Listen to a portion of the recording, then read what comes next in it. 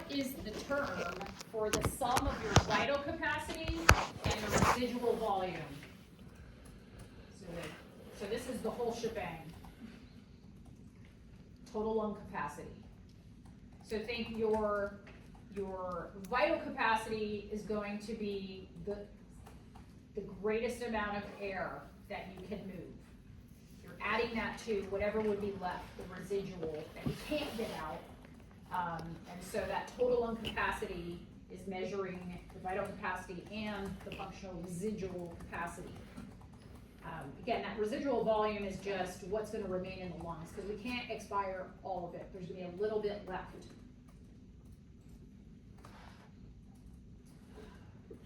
So in terms of pulmonary diffusion, think pulmonary again. We have our alveoli and the capillary blood. We're diffusing from the alveoli oxygen into the capillary blood. Ultimately, we'll be diffusing out CO2 into our alveoli, where it can then be blown off.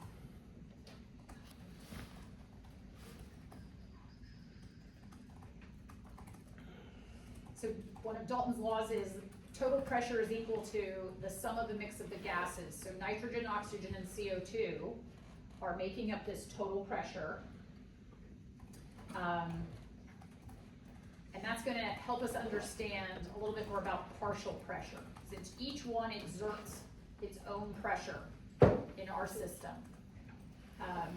If we have a PO2, partial pressure of oxygen, so the pressure of oxygen, just oxygen in the atmosphere is 159 millimeters of mercury. When we inhale it, it's going to drop to 105 millimeters of mercury.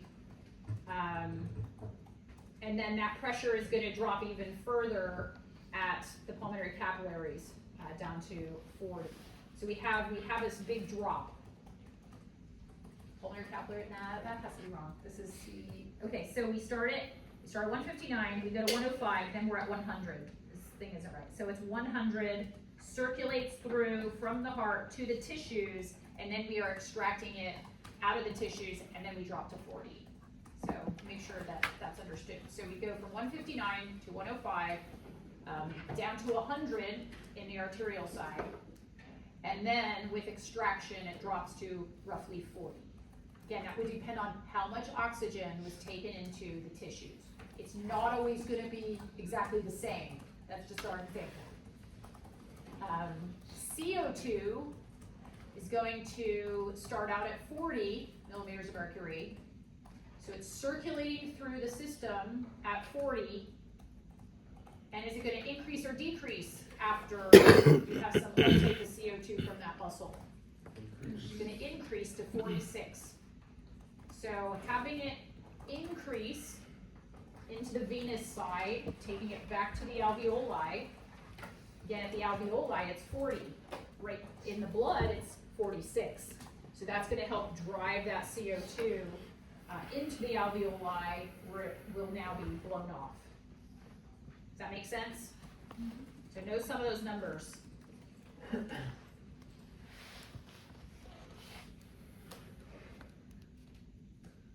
I might ask like one law. I'm not into the laws. I'm not into laws. Fick's law, this one's kind of important because this is looking at diffusion through these membranes. And so basically the thickness of the membrane is going to matter, and the concentrations on each side, and that pressure on each side is going to drive the gases. So if you have, one of my examples, I don't know if these help you or not, but if you're looking at someone with COPD and they have scarring and gunk, maybe even a smoker gets a lot of gunk in their alveoli, you're going to have a much harder time getting oxygen through that gunk across thickened membranes that are scarred into the blood. So it makes a lot of sense then that, oh, they wouldn't feel very good. They have too low oxygen levels, lower oxygen saturation, and also then potentially a difficult time getting CO2 back across. But it is a little bit easier to get CO2 across. You still have somewhat of an issue because the tissues themselves are damaged. Those of you going into OT are probably going to see a lot of people with COPD. It's pretty common. And so think about that when you're hearing people breathe real heavy. I know you guys have heard people go, people who are heavy breathers, you're thinking, oh boy, that doesn't sound good. I hear that all the time. Thinking, that's not good. Being obese does not help that situation because now they have added pressure. So they already have a system that's struggling to get oxygen diffused, and you add other things on top of it, makes it much more difficult. So what is the total pressure? Let's see, we're looking at in millimeters of mercury in our atmosphere. What is that pressure? Around 760. 760. When you guys did you even ask what it was during? Did you even ask what it was during your max VO2 test? It was a little lower. It was lower, I like saw it on the 750 chart. something, right? 758. Tell Keisha. You gotta tell them. Tell them what it is. It was like 758. If we had a rainy day, it might be 752, 754. So if you have changes, and think about that, if you have changes in these gas pressures, and think of how important now you understand that the pressures inside are helping to drive this. If you have pressures changes on the outside, it's going to affect diffusion on the inside. Because you might not have the same pressures cumulatively of oxygen outside or CO2. Let's see, so we have, I want you to understand like the alveolar air. So the PO2 would be 105, then it drops to 100 in the blood. Ultimately, in the venous side, it drops all the way to 40. So you have a gradient. We keep going down that gradient, higher to lower, with pressures, and ultimately also with the concentrations. All right, I'm gonna pull up another one. And then we're almost done here.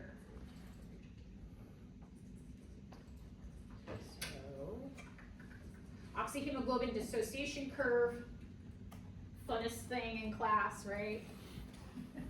So what's going to shift that curve, making it easier to offload oxygen from hemoglobin? Temperature and pH. Temperature and pH. So as your body's ramping up temperature and you're producing some lactic acid, you're going to have an easier time getting oxygen to unbind from that hemoglobin. If we are in recovery now, what's going to happen? What's going to happen to that curve?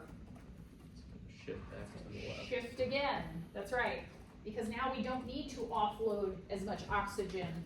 So we will have more oxygen staying bound to hemoglobin.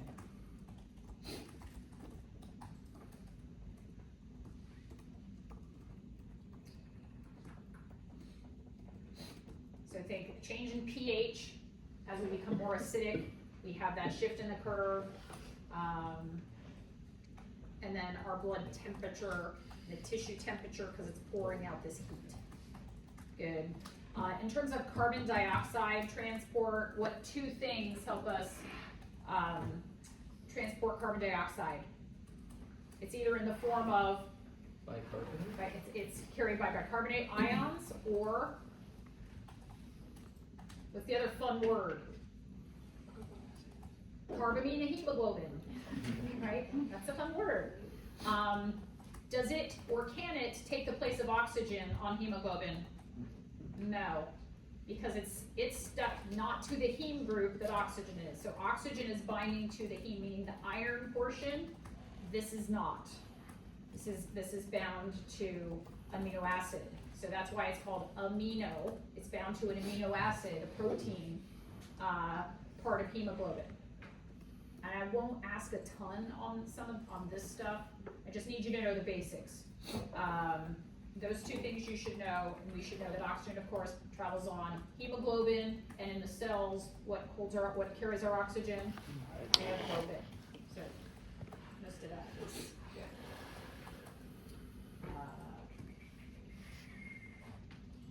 Most of the way there. So partial pressure of oxygen, is it going to be lower or higher than in the arterial blood? So pressure at the muscles versus the arteries. It's going to be lower. So that would also mean then that it's going to be lower in the venous side because we've extracted oxygen. roughly how many mLs of oxygen per 100 mLs of blood? 20.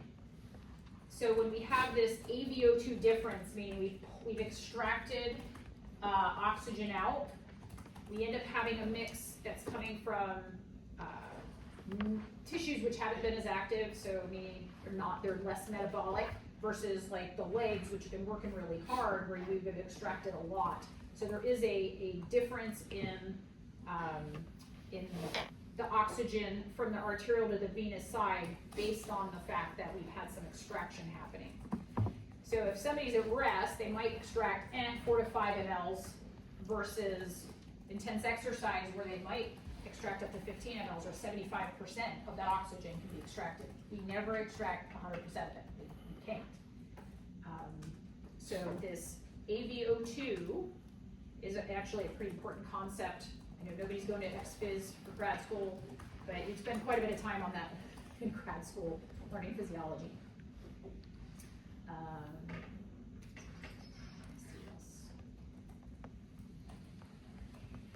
So if we're talking about O2 delivery and uptake in our tissues, what are some things that are going to influence that? Blood flow. That's right. How fast is it flowing? How high is the heart rate? The faster it flows, it's shocking that we can get any out of the blood, but we can. So blood flow will be a factor. What else? pH or temperature. pH and temperature. And then one last one. How much Oxygen's in the blood. how much oxygen is actually in there. That's right. And then CO2. So again, we have these concentration gradients. The gradient is going to allow for CO2 to be blown off, because at the muscle, that's where you're having that metabolism. Take those CO2s, C, from glycolysis and Krebs, and those are going to be transported into the blood, diffuse across pretty easily, and get it to the lungs.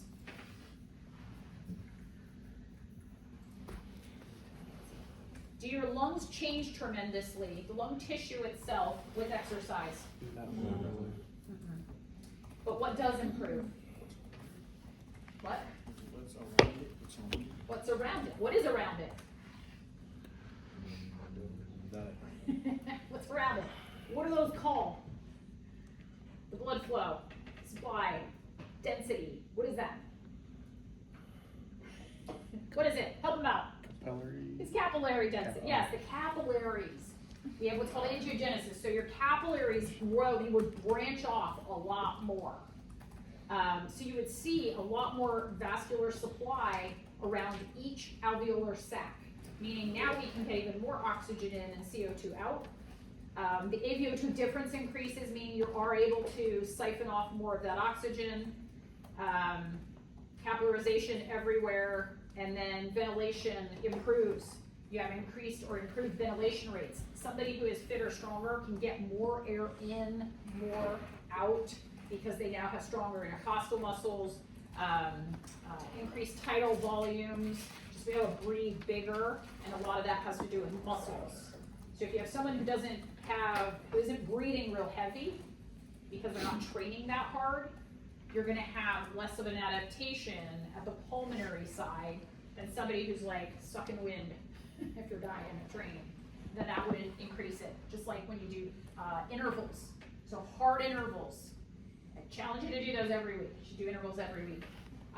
Because you do want some of that development. And so doing intense intervals where you have big changes in your ventilation will help with this.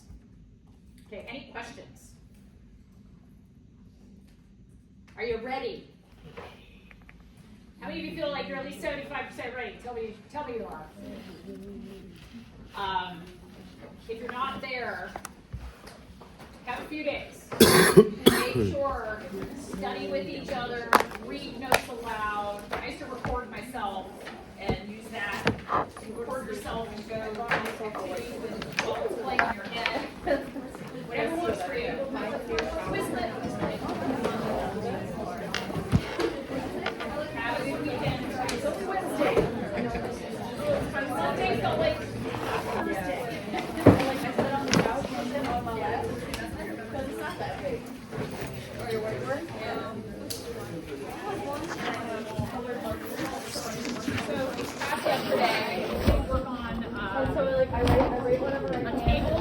activities, macros, like macros go along with energy systems. We're gonna go over it with back activities. Also, I didn't open this up yet. Not the box you did. Yep. You're gonna go back through paragraph, summarize what you see in each log individually, and then we're gonna put it as a big summary together of all of it. Okay. And what would you do with this person? Gotcha. Okay. Yeah, so I would start working on that. I think I'll probably do say, do 2 paragraphs, two, like start approach. Get them done, and then the next week we'll do 2 more, and then we'll have to wrap it up and, you know, maybe I'll just have that as instead of our final, our big summary. What about that? That would make more sense Right. than just saying, okay, here's a test, let's put it on some terms. Yeah. That just doesn't, we need to understand it more and be able to apply it rather than memorize terms. For sure. Okay, so work on the card and. Yeah, so I will put that out so you'll see it. Okay. And I want to, so yeah, so then we scaffold it, analyze each one individually, Right. and then we pull it all back together for a final. Okay.